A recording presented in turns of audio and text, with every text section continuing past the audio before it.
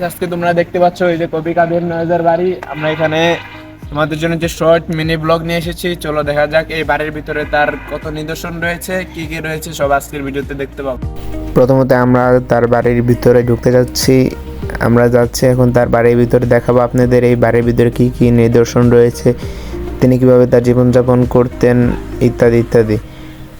এখন ওই যে এটা তার আর কি হোম গেট বলতে পারেন, এই গেট দিয়ে আর কি তার বাড়ির ভিতরে ঢুকে আমরা বাড়ির ভিতরে ঢুকে গেলাম। এই যে এই ঘরটা হচ্ছে তাদের ড্রয়িং রুম আর কি, যেখানে সবাই বসে থাকতো, আড্ডা দিত আর কি সেই জায়গাটা। এখন আমরা আপনাদের দ্বিতীয় তলায় নিয়ে দেখাবো।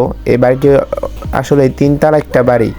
বাড়িটি দেখতে খুবই প্রাচীন এবং আদিম যুগের মনে হয়, যে আগের রাজার বাচ্চারা যেভাবে জীবনযাপন করতো সেম তিনিও ওইভাবে জীবনযাপন করতেন। আমরা উঠে যাচ্ছি তিনতলায়, দেখা যাক তিনতলায় কী কী রয়েছে।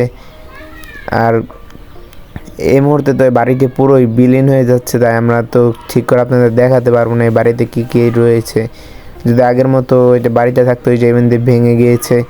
এছাড়াও এখানে আসা খুব একটা রিস্কই বলতে পারেন, কারণ ভিতরে সাপ বা ইত্যাদি পোকামাকড়ের ভয় আছে, তাই আমরা খুবই সাবধানে আর নিরাপত্তার সাথে চলাফেরা করছি। এখন এই যে যে জায়গাটা দেখছেন আর কি, এখানে তিনি অবস্থান করতেন আর কি, এখানে তিনি ঘুমাতেন, খাওয়া দাওয়া করতেন ইত্যাদি। আর এটা ছিল তার করিডোর, অর্থাৎ তার বারান্দা, এখান থেকে তিনি ফুল এরিয়াটি ভালোভাবে দেখা যায়। এখন আমরা যাব তার ছাদে, অর্থাৎ সর্বশেষ তলায়, দেখা যাক শেষ তলায় কী রয়েছে, এখনও কি আগের মতো এত সুন্দর রয়েছে কি না, যা সময়ের সাথে সাথে সব কিছুই বিলীন হয়ে, যেটা বলার নেই।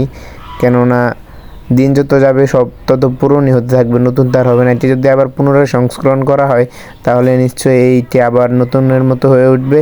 আর এভাবেই আমরা সকলে, অনেক মানুষ আসে এখানে দেখতে, ঘুরতে, তারা দেখে যায় তার বাড়িটি। আজকে এখানে শেষ করছি, দেখা হবে পরবর্তী একটা নিউ ব্লগে।